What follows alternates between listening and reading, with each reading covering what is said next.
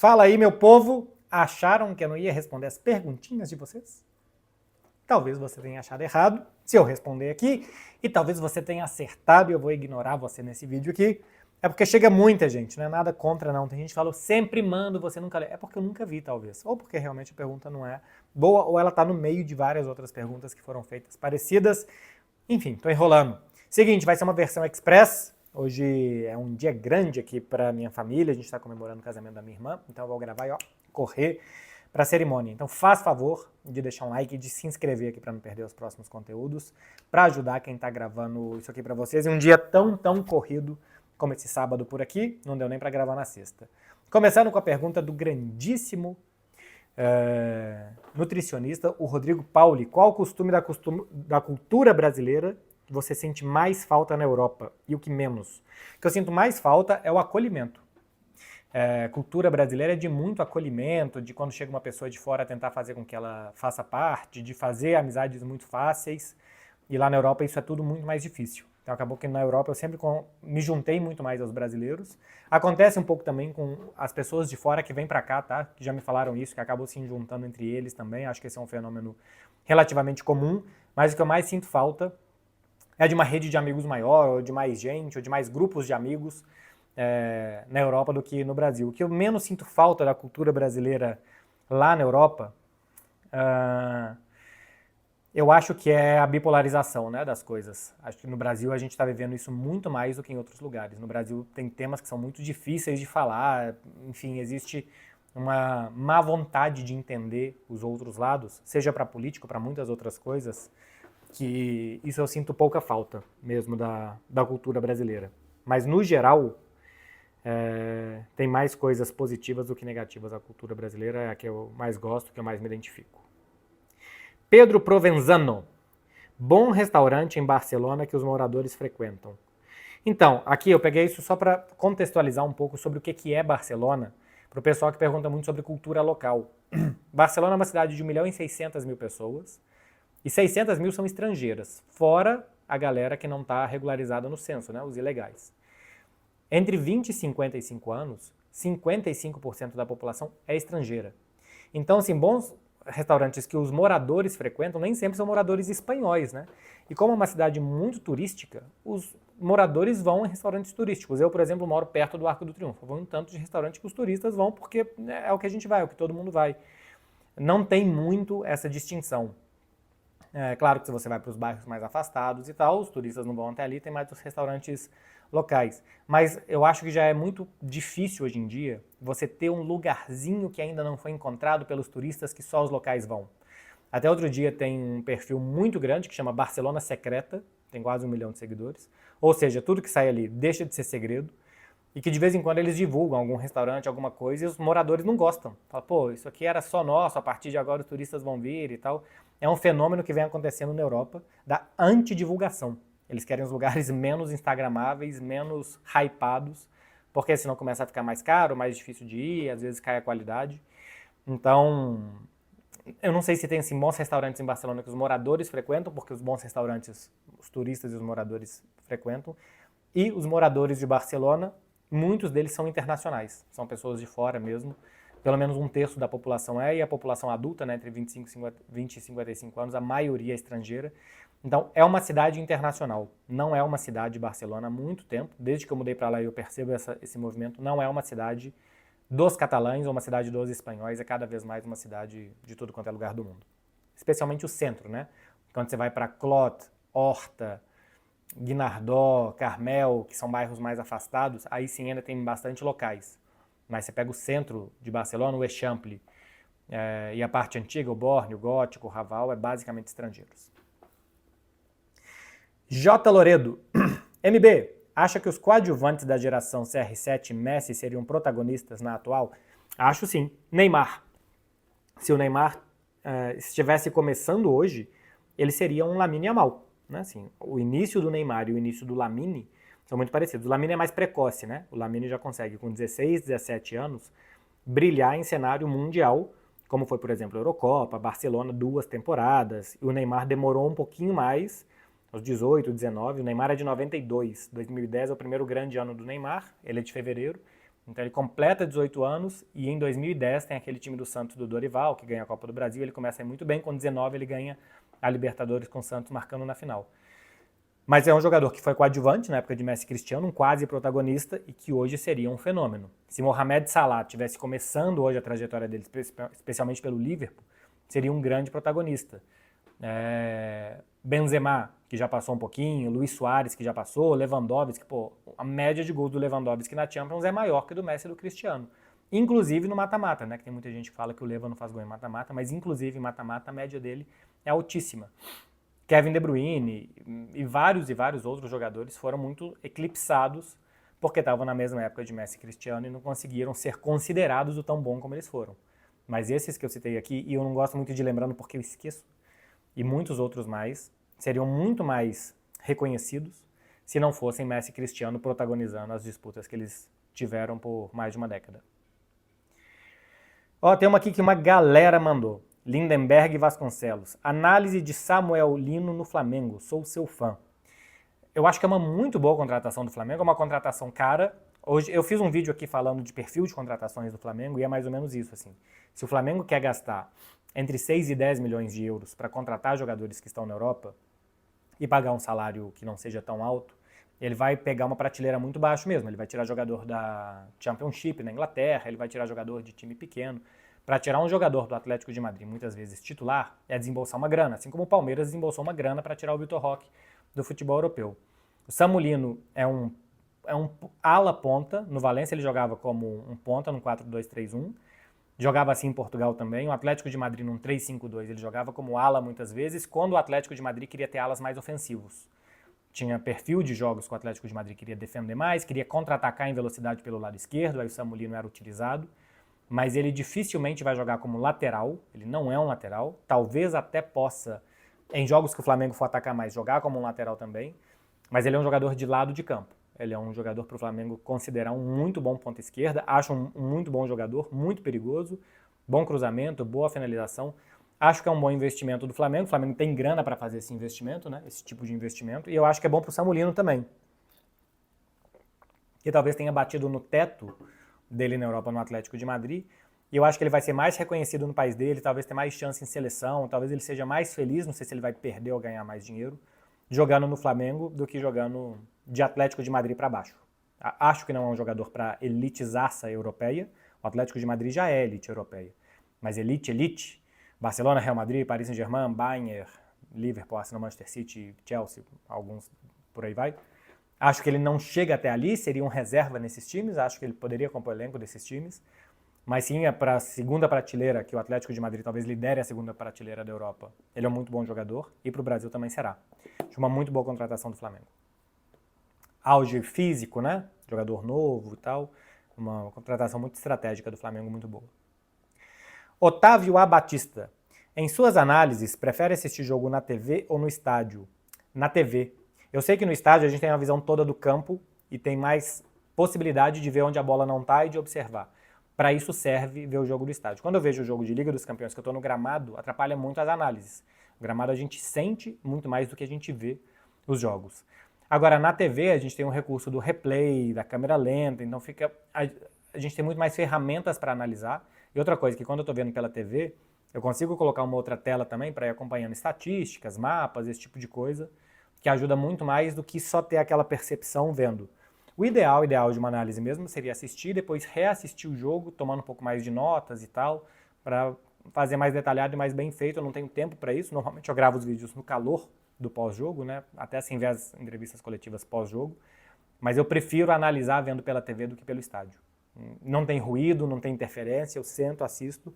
Eu dificilmente vejo o jogo com os meus amigos, por exemplo, porque a maioria dos jogos eu tenho que depois analisar, fazer alguma coisa, a não ser que seja um jogo, sei lá, vou ver um final da Copa do Brasil, São Paulo e Flamengo, como foi 2023, eu fui assistir com meus amigos, que eu não ia fazer nada depois de vídeo, aí eu vou assistir mais tranquilo com os meus amigos. Mas quando é um jogo que eu vou analisar, eu falo com eles, pô, eu vou trabalhar, não dá. E aí eu assisto sozinho, quieto, vendo, para ter mais ferramentas e mais concentração. Mais uma do Otávio Batista. O que come de pré-treino, tanto para malhar quanto para corrida? Eu não faço muita distinção não, tá? O próprio Rodrigo Pauli, que eu falei aqui do primeiro, ele posta bastante coisas de dica de pré-treino. Ele tem uma dica de doce de leite que eu gosto muito, porque basicamente é açúcar e bom açúcar, né? Só carboidrato. Eu coloco uma torrada com doce de leite, um café e só. Porque não é tão pesado, te provém energia muito rápida para gastar, melhora a qualidade do seu treino depois e você não fica pesadão. Então, uma torrada com doce de leite, meia horinha antes, com um café forte, ou uma banana, canelinha, mel e um docinho de leite do lado também. É a única coisa de pré-treino. Hoje mesmo, eu fui correr aqui com um primo meu, acordei, bananinha, mel, canela, doce de leite, café, corri, voltei para casa, aí tomei um suco, comi um pão e desci para malhar. Carboidrato, energia rápida, basicamente é isso. E aí o pós-treino, proteína, né? Proteína. Aí você come ovo, queijo, whey protein, pós-treino, proteína. Lembrando que eu não sou um profissional, sou absolutamente amador, mas eu estou repassando basicamente o que eu vejo de profissionais falando que eu adoto. Só isso. Não vai seguir dica de jornalista para nutrição. Ale Soares RJ. Marcelão, você acha que o Haaland encaixaria no Barça para substituir o Leva caso o Barça tivesse dinheiro? Eu acho que ele substituiria os gols do Lewandowski. Lewandowski fez 40 gols na última temporada e eu acho que o Haaland faria 40 gols se jogasse no Barcelona. Questão que o Haaland fora da área me convence muito pouco, tá? Para mim o Haaland ele tem uma outra profissão, diferente de um jogador de futebol, que é um fazedor de gols. De vez em quando um ou outro toque na bola, de vez em quando uma ou outra parede, mas muito pouco. Assim, o que o Haaland faz fora da área, qualquer jogador normaleco faz. Qualquer jogador normal, pelo menos que a gente viu do Haaland até hoje, ele pode evoluir e tal, um jogador comum faz. O que o Haaland faz ele ser um jogador de elite é jogadas em profundidade, ele é muito rápido, a antecipação dentro da área, ele é muito rápido e ele precisa de poucas chances para marcar normalmente, né? Essa temporada até foi um pouco pior, ainda assim ele fez muitos gols, mas dificilmente o Haaland precisa de 3, 4 chances para guardar uma. E de vez em quando você nem constrói uma jogada tão boa, você joga qualquer coisa para dentro da grande área e ele consegue finalizar aquilo dali. Então ele é um grande finalizador e ele é um atacante para jogar em espaço. É para correr, defesa tá alta, lança e ele pode se dar muito bem. Quando os times vêm pegar o Barcelona, marcar o Barcelona lá na frente para pressionar, ele poderia ser utilizado para isso. Hoje o Barcelona usa o Ferran para jogar nas costas de defensores. O Ferran é bem pior do que o Haaland para correr e finalizar, mas o Ferran também faz mais paredes, é muito mais combinativo do que o Haaland seria. Então eu acho que ele encaixaria mais ou menos, tá? Eu não acho que seja um jogador para Barcelona, não. O Haaland é engraçado porque ele é um jogador de elite, mas ele é um jogador quase que fadado para times que contra-atacam. E os times de elite não contra-atacam tanto, porque eles vão jogar contra times que têm medo dos times de elite, então os times vão jogar lá atrás. É claro que quando vai ter um Liverpool-Manchester City, o Liverpool vai jogar lá na frente, então não vai jogar com medo, vai olhar nos olhos do Manchester City. Mas boa parte dos jogos do Manchester City são times menores, que estão com medo, que vão jogar atrás para se defender e que não vão dar espaço para o Haaland. Então ele iria muito melhor jogando ou numa liga como a Bundesliga, ou em um time que não fosse tão de elite assim, que aí os times médios e pequenos tentariam jogar mais ou menos de igual para igual e ele teria mais espaço para correr. Porque eu realmente acho que em espaço curto, alguma coisa, né? Isso de movimentação dele dentro da grande área. Mas o jogo combinativo dele é muito ruim mesmo. O Guardiola conseguiu adaptar ele a não participar desse jogo. A gente vê partidas do Manchester City de 700 toques na bola e o Haaland 15, 20. Toca na bola quase nada, muito menos do que o goleiro do Manchester City. E ainda assim faz muitos gols e ajuda o time. Também é verdade que ele concentra gols, né? Desde que o Haaland chegou, o Manchester City não passou a fazer mais gols. Os gols mudaram. Deixaram de ser gols mais divididos entre os outros jogadores para serem gols do Haaland. Então você tem mais garantia de gol, porque aquele cara ali vai fazer o que outros tinham que se juntar para fazer. Mas não é que o Manchester City passou de 160 para 200 gols na temporada, né? Com os 40 gols que ele dá. Continua mais ou menos na mesma faixa. Então ele não aumentou o número de gols do City, ele mudou a característica dos gols. Rafael P. Fernandes. Por que antes da bomba estourar não tinham críticas da imprensa nacional na gestão do Galo? Pô, aqui eu não sei dizer porque eu não acompanho tanto, né? Eu acompanho canais de YouTube, que saem no YouTube que eu consigo assistir na Europa. Não tenho televisão lá para assistir os canais brasileiros. Então não sei por que ou se não saía ou como que saía. Quando o Rafael Menin deu uma entrevista em junho, a bomba não tinha estourado ainda e eu vi bastante críticas, pelo menos que eu consegui ver de imprensa mineira, à gestão do Atlético. E outra coisa, que é o que é noticiável, né? Se um time está mal, está com dívidas, está com a situação financeira apertada, aquilo ali é um tipo de notícia, que talvez não seja tão bombástica como vários jogadores, teoricamente, né, porque depois saem muitos desmentidos, notificando o clube, jogador pedindo para sair e tal. Isso é muito mais bombástico, isso é muito mais noticiável, isso é muito mais importante do que simplesmente a crise econômica que você sabe que um dia vai estourar. Então, existe algo do que é notícia, que é mais notícia, o que é mais quente, o que não é. Mas sim, já tinha alguma coisa sobre a situação econômica do Atlético, assim como a gente vê do Corinthians, né? A situação do Corinthians tá ruim, tá ruim, tá ruim. Quando estourar lá no Corinthians não sei, uma revolta dos jogadores, se não estiverem recebendo e tal, não quiserem mais jogar, ou que os criadores forem no Corinthians e realmente tiveram um fato muito grande por conta dessas dívidas, aí também vai ser muito mais notícia, embora já seja a situação econômica que o Corinthians se encontra também. Domingo Sávio Oficial, OMB, o Quesada disse que pretende lançar um livro intitulado #Proibidão com Quesada. Vais ler? Não vou ler. Eu já vi o filme. Já vi o filme e a peça de teatro, porque já acompanhei em loco. Certamente seria um bom livro do Quessadinho. D. Teixeira 7. No Brasil, clubes menores podem pelo menos competir... peraí, que começa antes. Fala, MB. Qual a relação do torcedor de clubes médios da Europa, que não disputam títulos todo ano? No Brasil, clubes menores podem pelo menos competir no estadual. Existe uma relação muito diferente que no Brasil é isso, né? No Brasil, o torcedor acha que torcer é só torcer para ganhar e para ser campeão. Claro que todo time quer ser campeão. O Everton quer ser campeão na Inglaterra, o Sevilha quer ganhar alguma coisa na Espanha. Mas o torcedor, basicamente, ele entende qual que é o seu papel na cadeia alimentar. O torcedor do Hoffenheim, do Hertha Berlim, torcedor, sabe, de um clube médio da Alemanha, do Stuttgart, torcedor do Stuttgart. Ele sabe que ele não vai ganhar a Bundesliga. E ele lota o estádio sempre. Por quê? Porque ele gosta do Stuttgart. Por isso, porque ele gosta do Stuttgart. Mas o Stuttgart vai passar 1000 anos sem ganhar título. O Leverkusen nunca tinha ganhado. Você gosta do time e você vai assistir seu time. E você não vai vaiar e pressionar o seu time porque ele perdeu. Os caras fizeram o melhor que eles podiam, eles são piores do que os caras do outro lado, eles jogaram piores do que... E é um esporte, um ganhou, outro perdeu. No Brasil existe uma dificuldade muito grande de aceitar que no esporte outro vence. Eu acho isso incrível, assim, da cultura esportiva e futebolística brasileira. Você tem um clube grande, você tem o Internacional, o Grêmio, o Fortaleza, o Cruzeiro. Se esse time tá mal, tá no meio de tabela, existe uma revolta muito grande de parte dos torcedores, porque é inadmissível que não esteja brigando nas cabeças. Sendo que tem outros times mais estruturados, em um momento melhor, trabalhando melhor naquele momento para estar brigando lá em cima. A gente não aceita que isso, o time tem que brigar para ser campeão sempre. Então existe realmente uma cultura muito diferente em como que você se relaciona com o futebol e com o seu clube. De só querer a vitória. E no Brasil agora está mudando, né? Mas foi por muito tempo. Se o clube estava em 7º, 8º lugar, o torcedor abandonava. Média de público de 12 mil.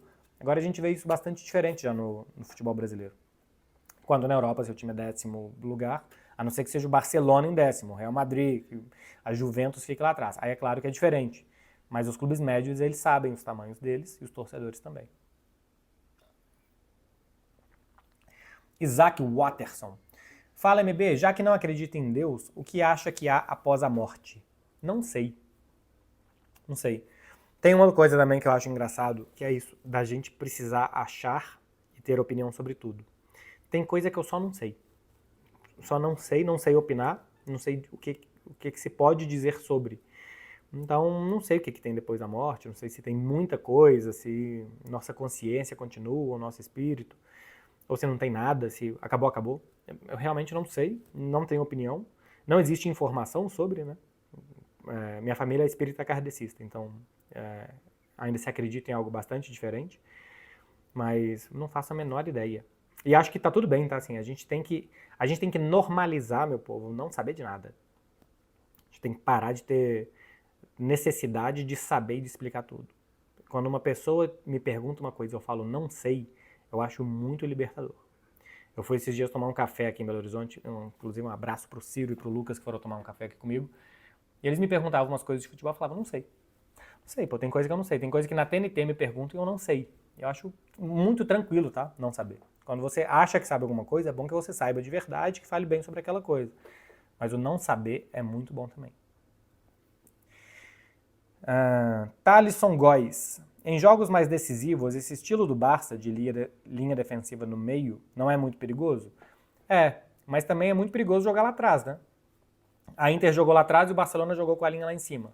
Um tomou 7 gols, o outro tomou 6. Os dois estilos são perigosos. A Inter jogou com linha baixa contra o Paris Saint-Germain e tomou 5 gols. O Paris Saint-Germain também joga com a linha muito alta.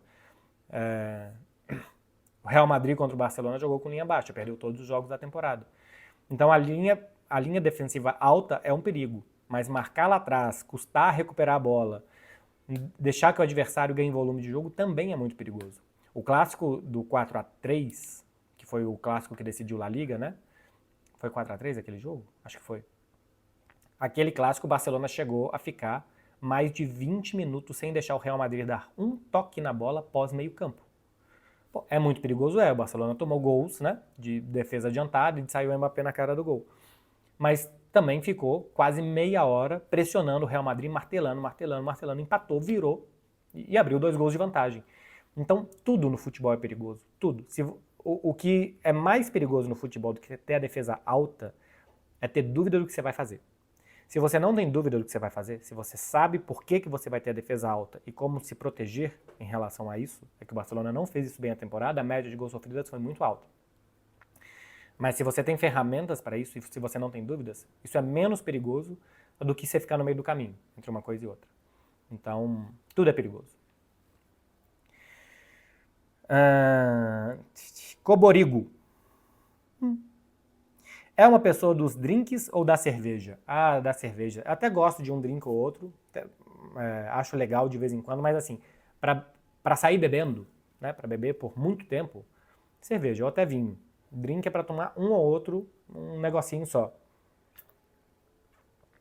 Eu acho impossível sair tomando drink a noite inteira, tarde inteira e tal.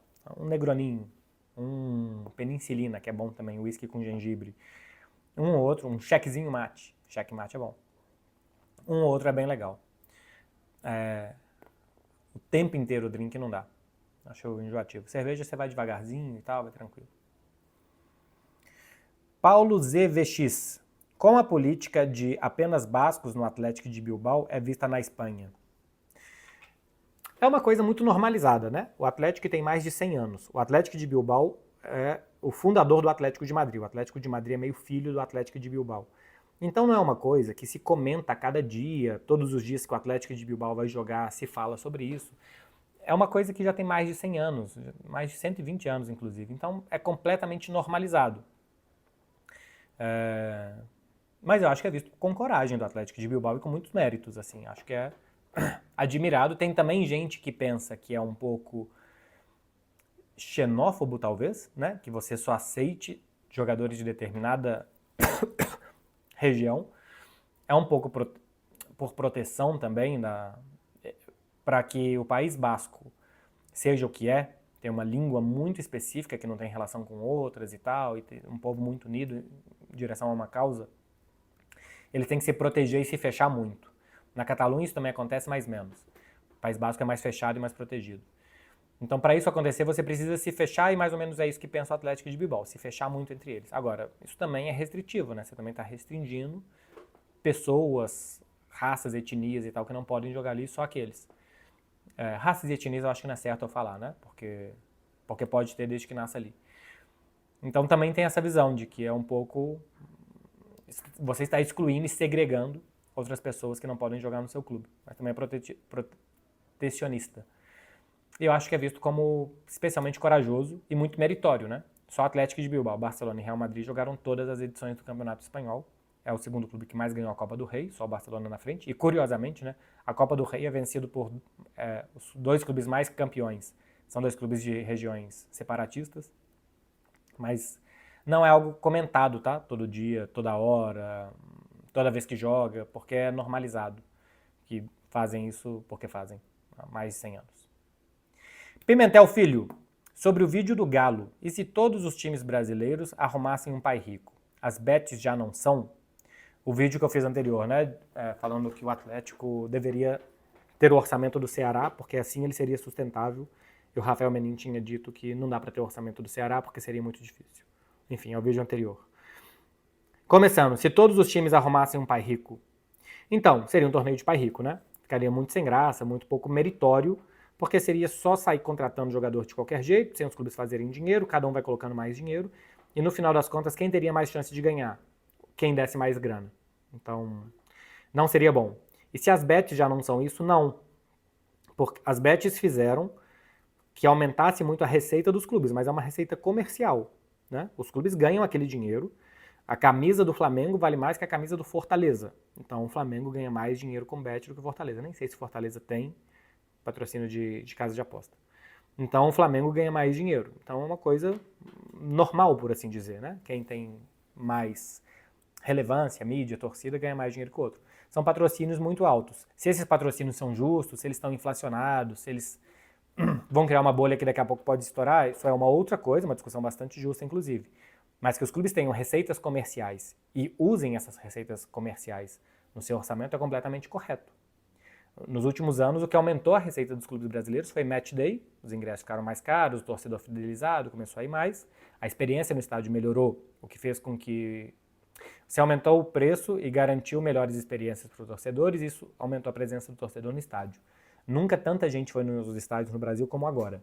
As médias de público dos últimos 4, 5 anos são as melhores, historicamente, ou na média do futebol brasileiro. Isso aumentou muito a receita dos clubes. E os patrocínios também. Os patrocínios são por conta das casas de aposta. Mas quando você vai medir a saúde financeira de um clube, é receita comercial, direitos de TV e utilização de estádio.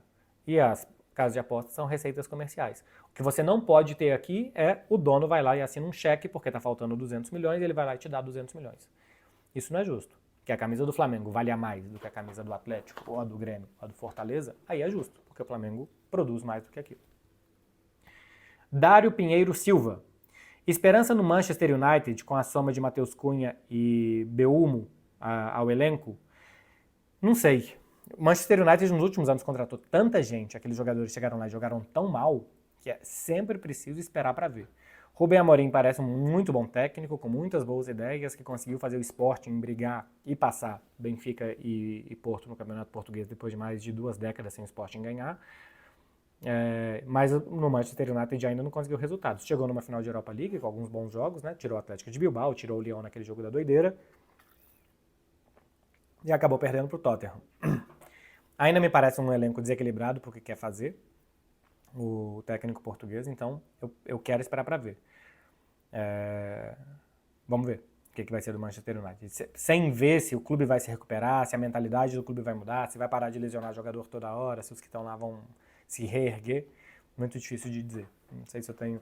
O certo é que ele está muito atrás dos outros, né? Está muito atrás de Liverpool, Arsenal, Chelsea, Manchester City, pelo menos esses.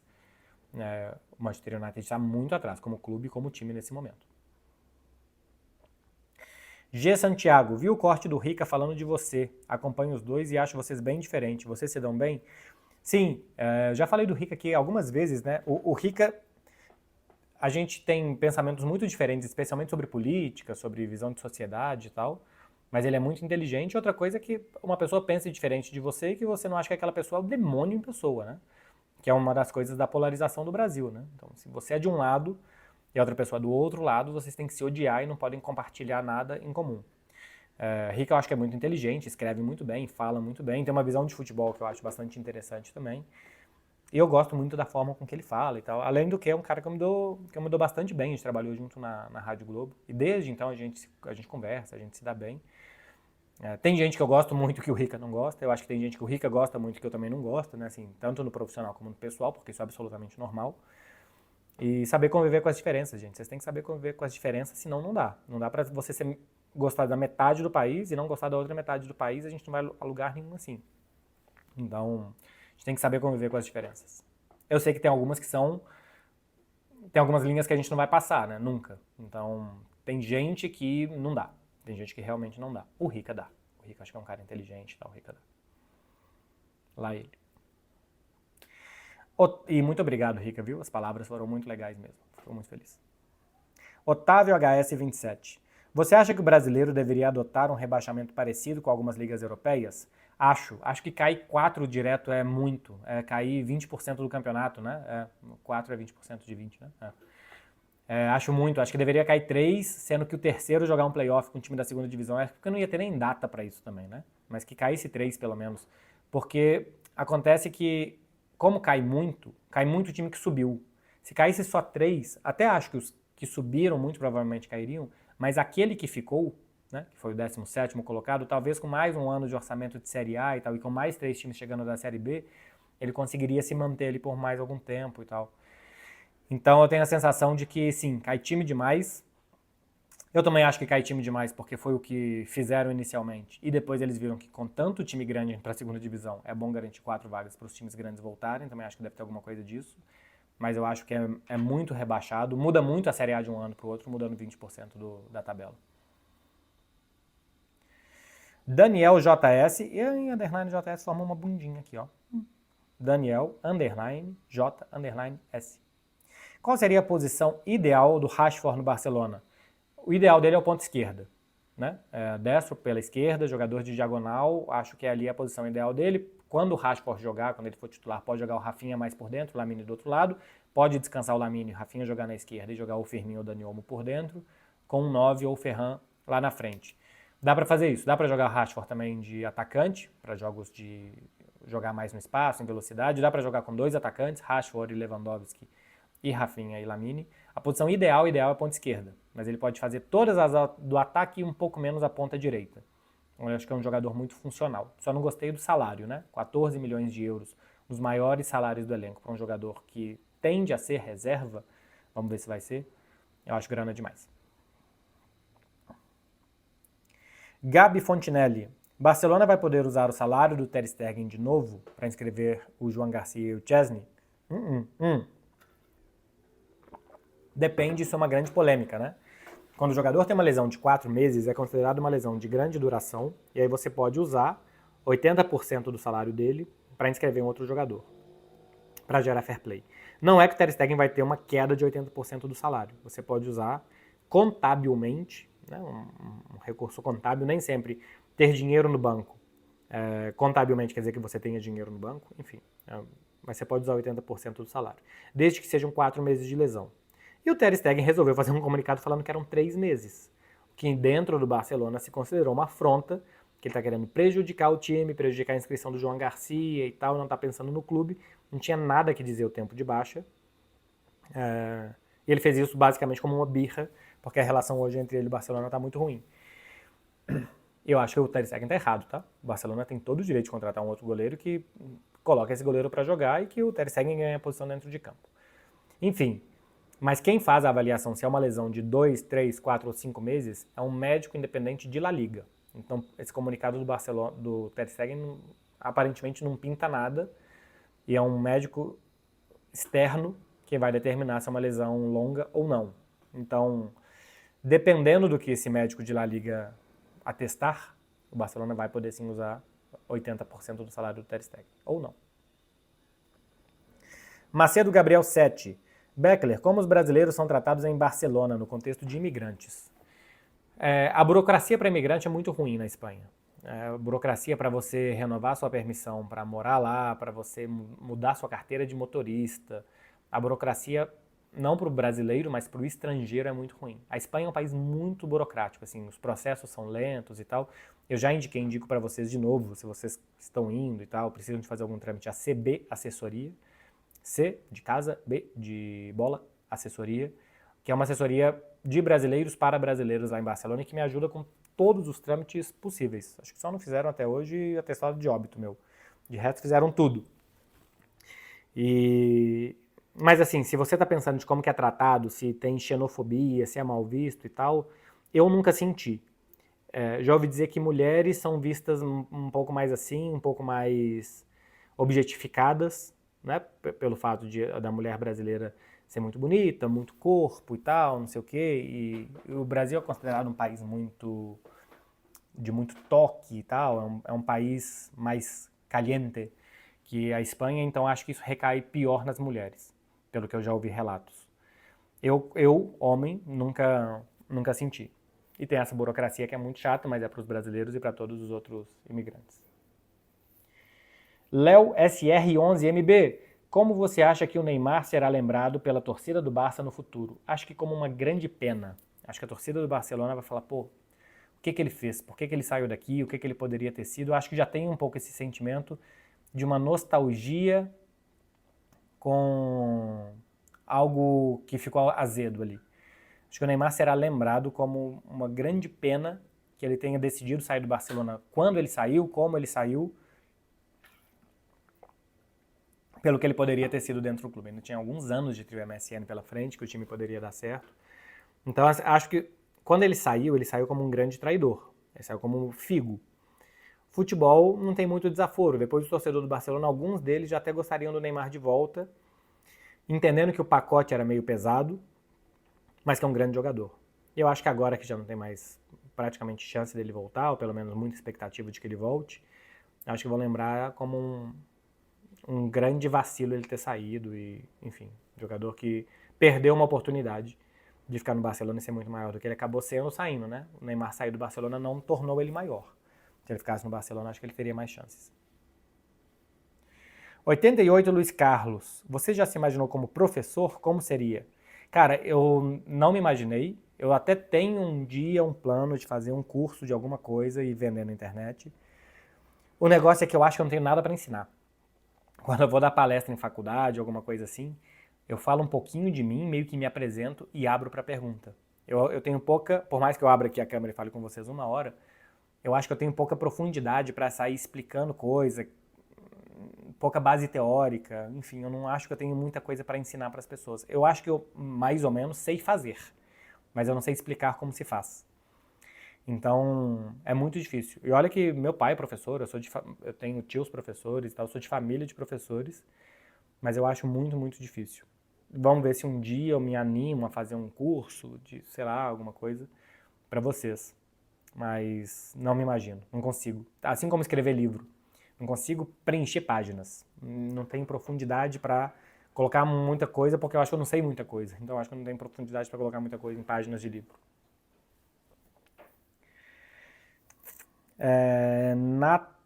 Nata Rebelo. Com essa sequência de mancadas, você acha que Laporta vai conseguir vencer as próximas eleições? Se a bola entrar, sim. No final das contas, é o resultado esportivo que conta. Assim, tem uma sequência de mancadas do Laporta, né? Tem esses ataques dele de testosterona, e como é que vai inscrever o Dani Olmo, corre para inscrever e vai voltar para o Camp Nou e não volta. Tem essas coisas. Mas também ele pegou um clube arrasado, e foi conseguindo, com erros e acertos, fazer com que esse clube voltasse a ganhar, atrair torcedores, atrair patrocinadores, atrair dinheiro, melhorar a condição econômica do clube, atrair prestígio de novo, né? O jogo bonito do Barcelona, o jogo admirado do Barcelona, por mais que não tenha tantos resultados, ganhou 2 ligas nos últimos anos, mas esse sentimento que o Barcelona gera mundo afora, isso voltou, passa pelo Laporta, mas passa muito pelo Lamine, pelo Pedri, pelo Rafinha, pelos jogadores, mas isso voltou. E acho que vai depender se perto das eleições o time vai ter atravessado uma boa fase esportiva. Se, apesar dos erros e dessas confusões do Laporta, se o time tiver ganhado, se fosse hoje as eleições, ele ganharia. Sem nenhuma dúvida. Com a campanha que o time fez na última temporada. Então o futebol tem muito disso. Futebol, o extra-campo conta, mas especialmente se a bola estiver entrando na casinha, tudo vai mais fácil. Cauã CDSR. Esperava mais do Neymar no Brasileirão? Sente que é muito fácil anulá-lo? Acho que o Santos anula bastante o Neymar também, né? Assim, há muita dificuldade. Acabou essa última, hein, meu povo? Há muita dificuldade que os jogadores do Santos têm de acompanhar o ritmo, as jogadas, dar sequência no que o Neymar faz é muito grande. Então, assim, eu não esperava mais do Neymar, não. Eu espero que ele jogue mais vezes, que fisicamente ele esteja mais. Agora, às vezes ele começa muito bem uma jogada e o Santos termina muito mal uma jogada. E se ele quiser ficar mais perto da área esperando a bola, quase nunca a bola chega para ele, porque os caras não conseguem levar a bola até lá. Acho que o Neymar, se ele tivesse no Flamengo, no Palmeiras, no Cruzeiro, que está jogando muito bem, se ele tivesse um time que estivesse brigando em cima, estaria fazendo muita diferença. Muita. Se estaria vendo o Neymar brilhar muito mais. Agora, no Santos, ele tem jogadores que não estão conseguindo seguir o ritmo dele. E não dá para fazer tudo sozinho o tempo todo. Então, eu não acho que é fácil anular o Neymar, não. É muito difícil. O que é fácil anular é o resto do time do Santos, que está jogando muito mal. Quero dizer que os jogadores do Santos são ruins, imprestáveis, que não servem para nada, mas eles estão num nível bem abaixo do Neymar. Isso sim. Meu povo, 40 minutinhos, hein? 40 minutinhos de um sábado cheio por aqui para vocês apreciarem e depois darem um like e saírem desse vídeo. Muito obrigado para quem ficou até o final. De verdade, se inscreve aí para vocês não perderem os próximos conteúdos. Eu acho que na terça-feira eu volto a fazer vídeo aqui para vocês. E aí já vou estar de volta em Barcelona. Fazer vídeo tanto do futebol de lá como aqui do Brasil também, o que pintar. Bom final de semana, meu povo. Vai aproveitar, vai curtir, vai ser feliz. A vida só serve para isso, não serve para mais nada. A vida só serve para ser feliz e ela não tem mais nenhuma utilidade que não seja essa, então vai curtir, vai aproveitar. Um beijo para vocês, hein? Até mais.